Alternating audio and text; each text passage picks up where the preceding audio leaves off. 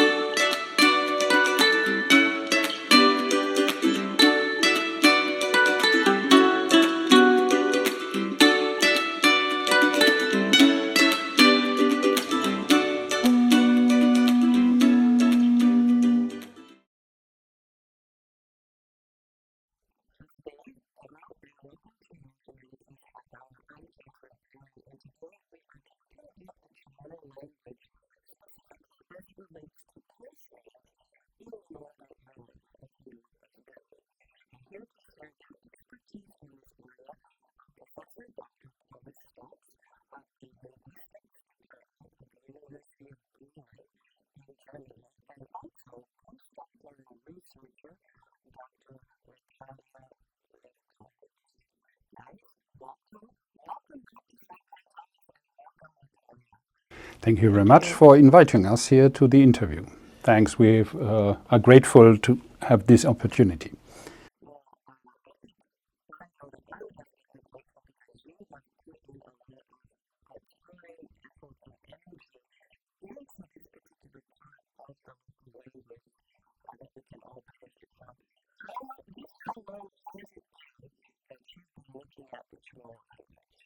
At the Chamorro language, let's say my experience with the Mariana Islands started a long time ago when I was a little boy of 7, 8 years old.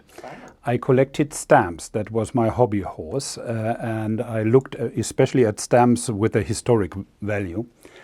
And I came across the stamps from the German colonial period, and there was special stamps on which it said Marianen. And since my mother was called Marianne, I liked these stamps, and then I started to take an interest in the Mariana Islands way back in time. But other things happened in my life, and I lost the interest, and I even forgot about it. And for the second time, I didn't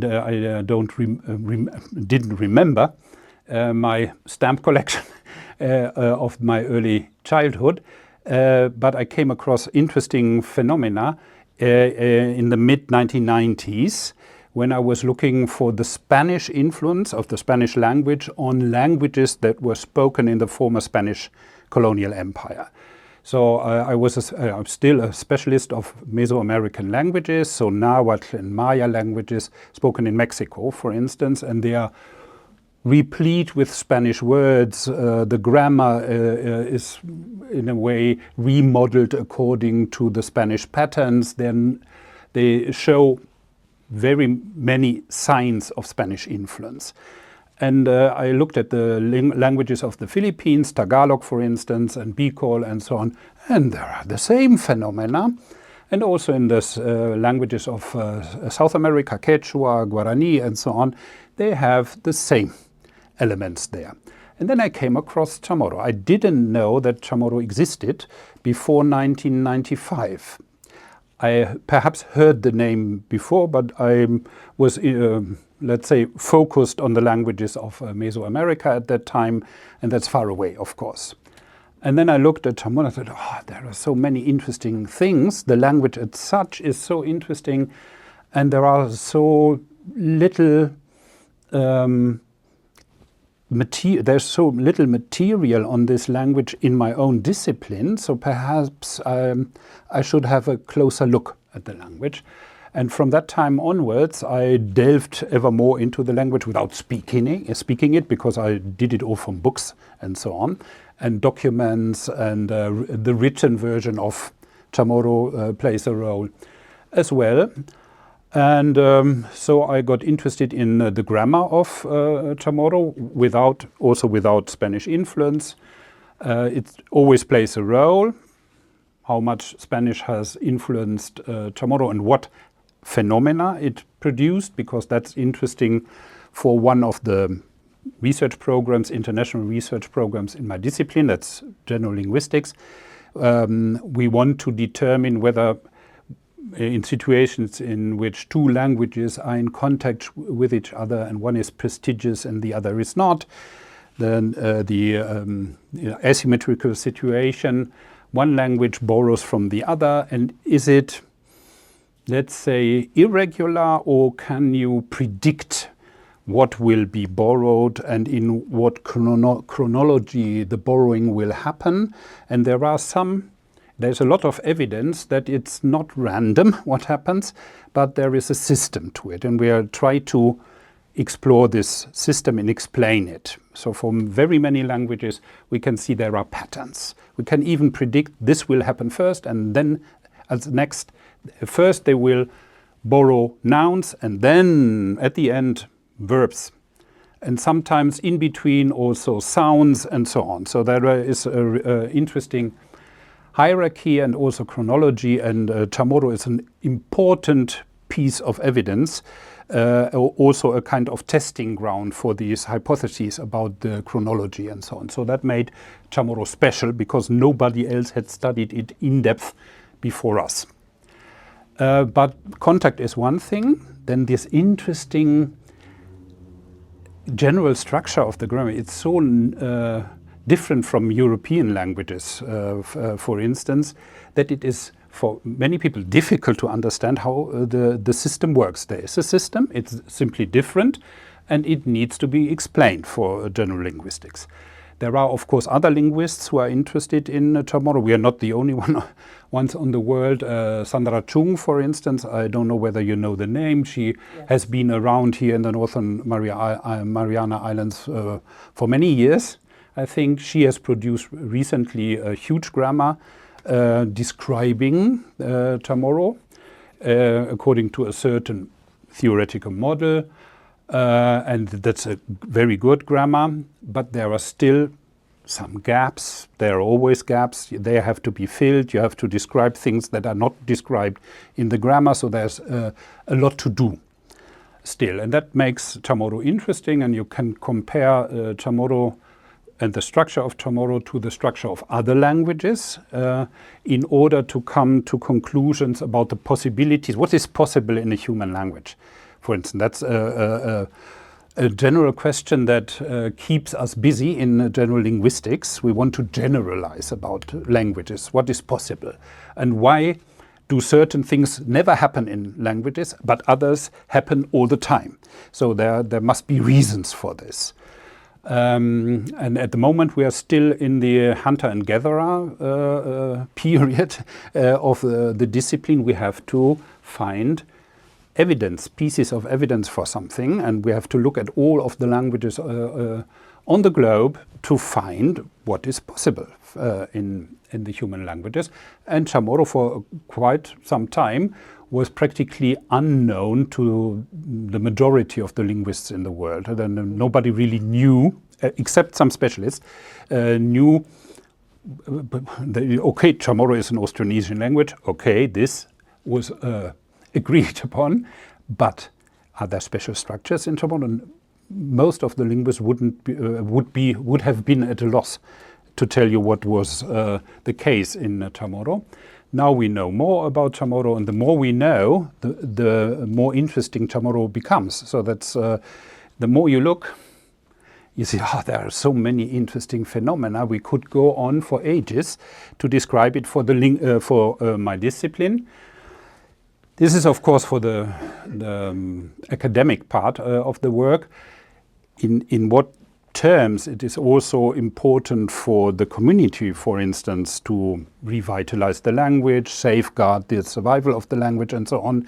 That has to be seen in the future. So we find out something about the language in the academic department. What do the speakers of the language do with this knowledge?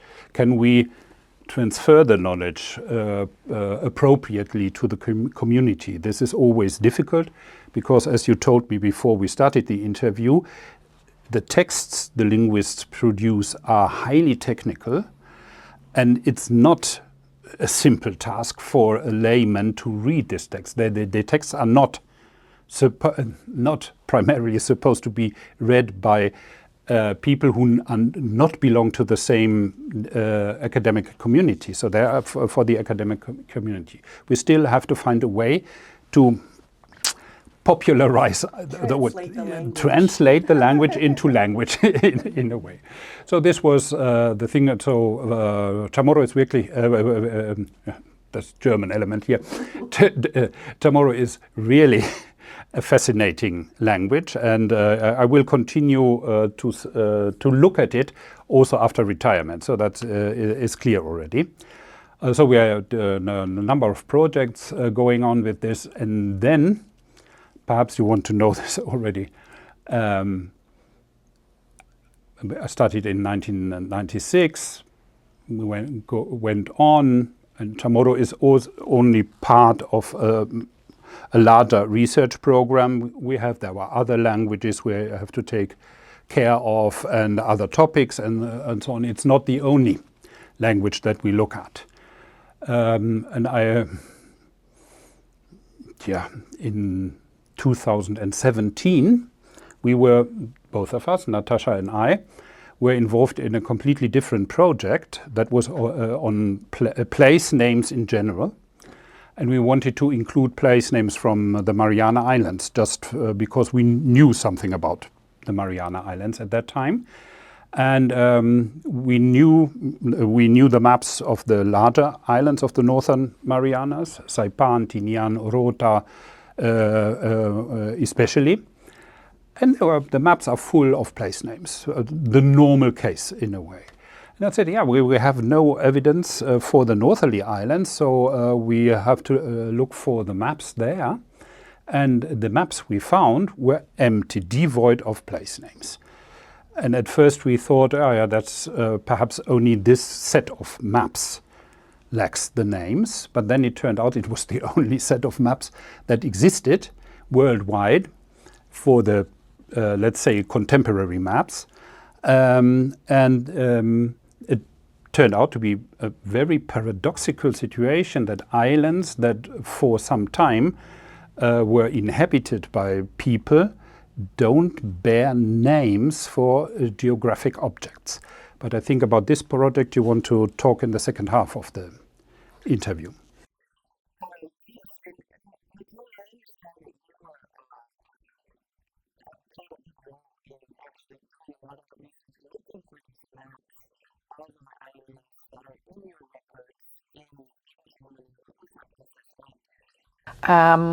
You have to go to the library, you have to go to the archive, just finding the maps, if there are any, there are not so many, and looking at them and trying to find the names of those maps. It's not only work with the maps, but you have to look into the into literature, travel logs, like literature that is written about Mariana Islands, and then look there. We have gathered in this way. We have gathered some names, some information, but it's not a lot of information. So we are still working, still trying to gather to get some information on names. Which types of names we are interested, especially interested, which types of names are there? Are these Chamorro names, or are these colonial names like Spanish or English, Japanese, Carolinian names? Carolinian as well, yes. It is possible. So that is our interest.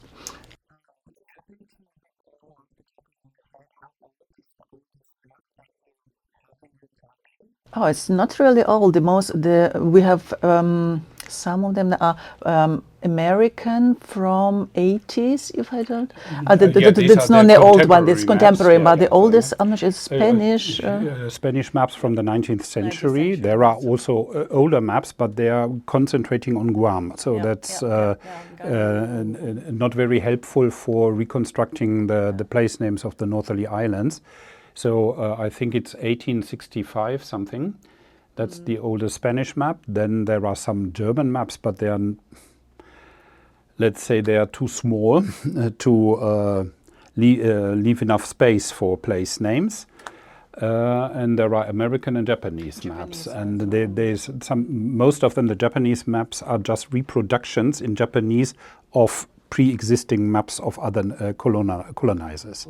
So there's no, let's say they give the same information that the other maps give. So there's...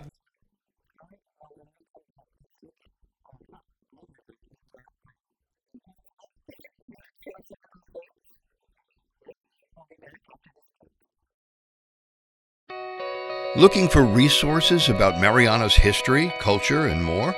Well, check out the Northern Marianas Humanities Council's collection. Our extensive video, audio, and photographic library can be found on YouTube, Facebook, and Instagram at 670 Humanities. Or check out the written resources on our website at nmhcouncil.org. And for those who prefer a good book, we also have a selection of local publications for purchase. So, dive in, explore, and share your comments as we navigate the human experience together.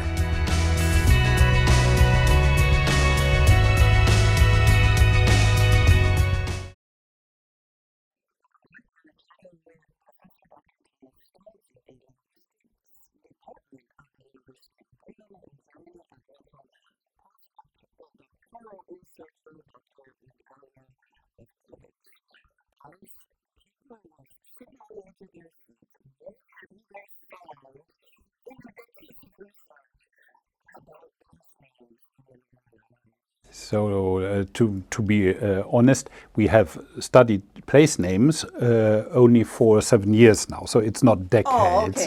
But anyway, No pressure. no pressure, no, not for decades. But let's say we have found 2 handfuls of names, additional names, many of which had been collected previously by Scott Russell. But he hasn't indicated where he found these names. So there's just a list with indications of to which island these place names belong. But there is no, we don't know, and even Scott doesn't know, to what geographic object the name refers. There are names that look like village names, but perhaps they refer to something else. We don't know. And especially, we don't know where on the map of a Gorni island the place name should be put. So we don't know what object and where exactly, where are the coordinates to put the name. So it's just...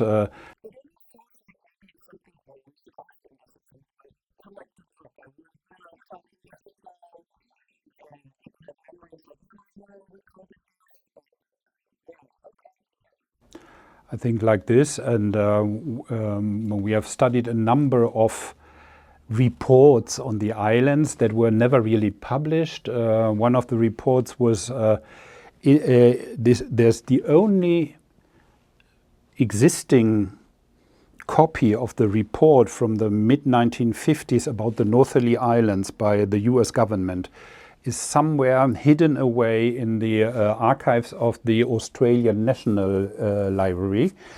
And when we asked for a copy, they asked money for the copy. They took the money, but then there was Corona, and we had to wait for 2 years until the copy arrived. Now we know that the guy who did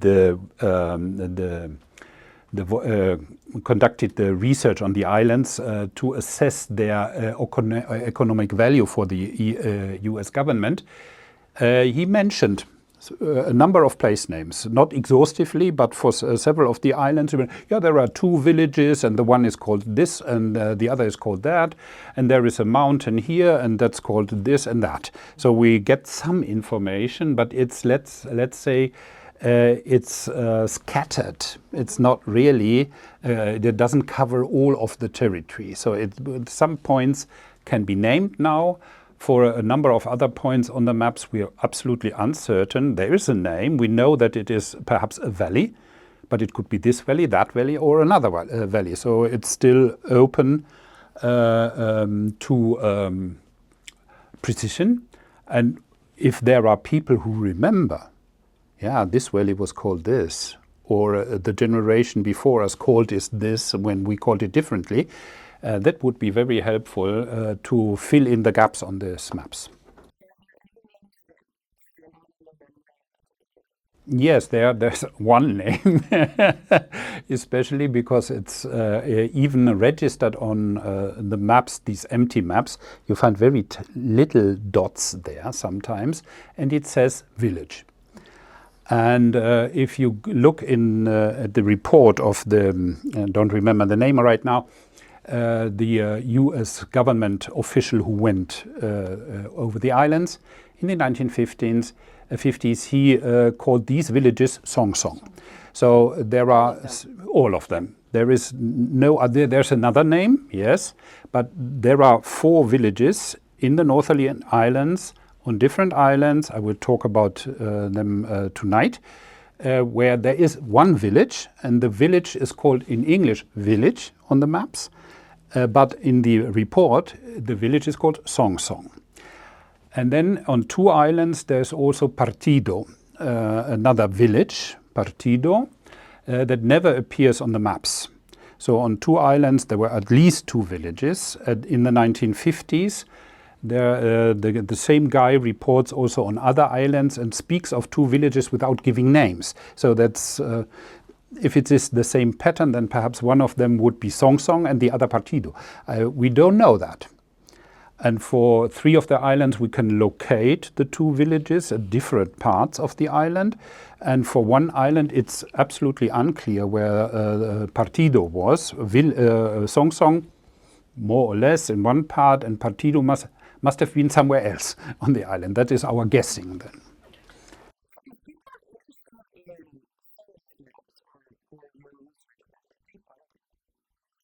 We have 2 publications already on this issue, and there are always all of the maps. We reproduce the maps there.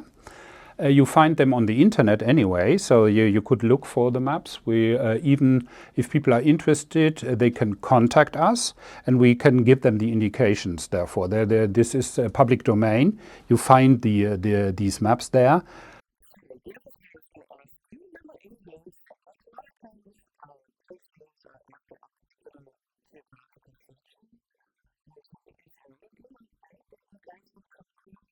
Yeah, of Pagan, this is the only island where you find also maps, names on the map.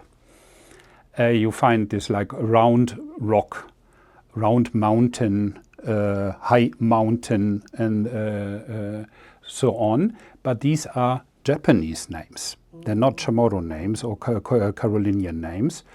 You find names for lakes also on Pagan. Northerly Lake and Southerly Lake, for instance. These are names in Chamorro. So that's the geographical location. That is the motivation for the naming of the lakes. And for the mountains, it's the height or let's say the shape of the mountain that motivated the naming. But for other places in the Northerly Islands without names on the maps, we haven't seen anything. There are some names we can't really identify the language of origin. So some of them don't look like Chamorro. They don't even look like Carolinian. One place name is, for instance, an English place named Arctic Ocean. Arctic Ocean on Anatahan, I think. What should this be? We don't know. Arctic Ocean. Perhaps sometimes it could also be a kind of ironic or fun expression, spontaneous coinage or something like this. So we can't be sure because we don't know from which source Scott Russell has drawn this expression. So perhaps he's now in Texas again. We can ask him whether he has his personal archive and finds this. Yeah.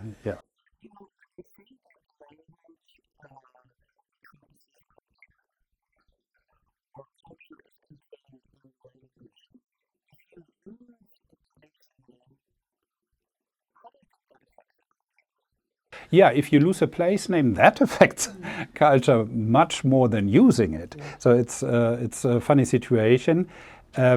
Normally the places to which you refer with your own names for the places, form part of your cultural heritage. So that, yes, that's your surrounding. It has also some kind of psychic closeness to you. So it's, let's say they are not really fitting terms for the relation between the speaker of a language and the place names. There's still a debate about it, but it's clear if you can't name places in your surroundings where you live or where your ancestors came from with an expression that belongs to your own language, there you create a distance between the place and yourself, and also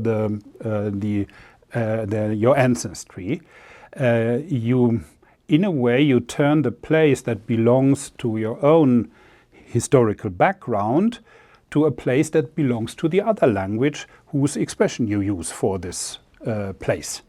So this is the way, if you have to use, let's say, an English name for a place, although there was a Chamorro name in the past, but you don't remember it, you anglicize the place in a way. Either you want to do this is one thing, or you don't want to do this, but you have no option. There's only this name, but you want it to be visibly part of your own cultural sphere, let's say. Then it's perhaps more helpful to use in an expression that is coined in your own language instead of using an expression that stems from another language, because then you somehow push this place into the cultural sphere of the other language. Probably. It's a little bit speculative because we don't have hard facts that prove these points, but this is one of the theories that are around about the cultural impact not only of names but also of other expressions for, let's say, objects of your everyday life that belong to your culture, but you can't really name things anymore by using words from your own language, ethnic language. You have to use names from other languages. Then you perhaps create a gap between your own culture and the past and so on. Yeah. There is a perhaps always, because there is no hard proof of it. Mm-hmm. Yeah.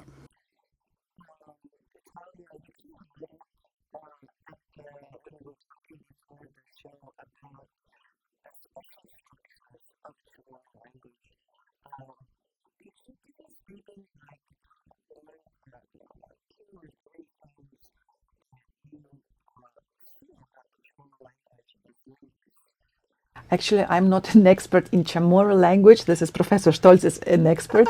I'm interested But you're more. nice cup, No, right? no, Yeah, no. we started I'm talking. interested more in contact linguistic aspects, and Chamorro is very interesting for me from this perspective because Chamorro has been in contact and is still in contact with some languages like, for example, Spanish and English, and those languages influenced Chamorro in the way that some grammatical structures, but also some words came in Chamorro language and changed Chamorro language in a special way. These are loan words, for example, some conjunctions like Conjunctions, but. Using or speaking Chamorro, you use English conjunctions, for example, or some Okay. English nouns. Okay, I'm sorry, go ahead. Yeah, some English nouns. So that's the interesting situation. How other languages influence Chamorro, but also Spanish. You have maybe you can tell more about Spanish influence on Chamorro. Yeah, there's a lot of the many grammatical elements in the language have in Chamorro have a Spanish background. Estar, for instance, está aquí, many para, and many other prepositions. Most of the prepositions are taken from Spanish. And also some of the constructions with más que for the comparative, bigger than, and so on. You can also use other things, but there is a Spanish option for you. It's no longer Spanish, it's Chamorro. It's in a way, let's say, an exaggeration to claim that this is still Spanish. It's part of the Chamorro language, and you make of it what you want to make of it. It's now part of the Chamorro language. It hasn't made the Chamorro language, let's say, less beautiful in a way. It's part of your heritage now. And it's interesting how these Spanish elements are integrated, and if you take them away, the Chamorro language wouldn't function anymore. It's practically impossible, and that counts for many languages worldwide. It's not the only case. You can take them away. Then you have to have some kind of ersatz material that would fulfill the functions that the Spanish elements fulfilled previously. So they have to find new things. And in other communities worldwide, also in Mexico, where there's a lot of Spanish influence, and there are people who claim we have to get rid of the Spanish elements and purify our language.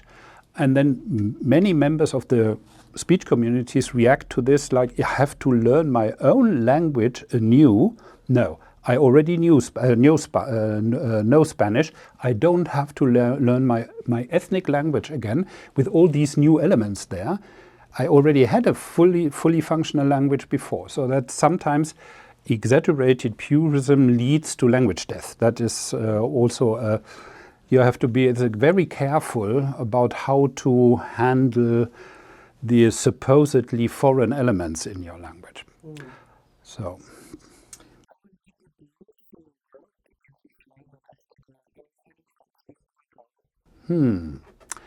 So you want to know perhaps what I expect of my visit here is that people here in the Northern Marianas take an interest in this place name issue, for instance, and think about the possibility or consider the possibility to conduct this project in the future and give it a shape that is let's say, of use for the community here locally. We in Germany can perhaps function as consultants for the project, but we can't really carry out and conduct this successfully because we have reached a kind of endpoint for what we can learn about the Marianas in Germany if we stay there alone. You have the knowledge here directly on your threshold in a way. So I think that's something that is really a task for the people of the Northern Marianas.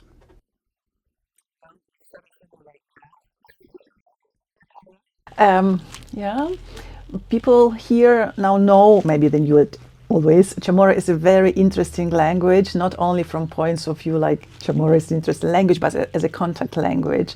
It is, many linguists are interested in the subjects that concerning Chamorro from point of view of the language itself, but also from the general point of view, from the general linguistics. So if we study Chamorro deeply, we will know more about how human language functions. What is human language? Because the more languages we study, the more understanding we have how our brain functions and how our language functions. And for this, Chamorro is very important language, because not only European languages should be studied to make conclusions, but other types of languages like Chamorro.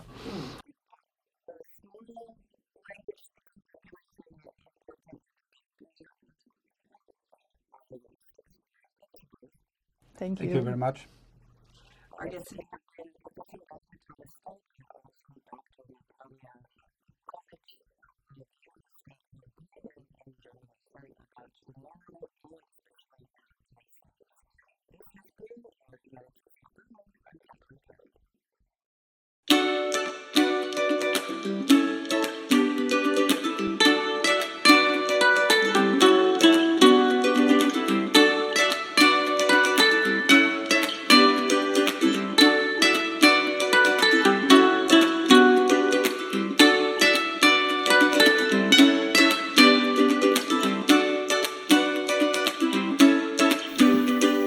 Your Humanities Half Hour has been made possible in part by a major grant from the National Endowment for the Humanities. Democracy demands wisdom.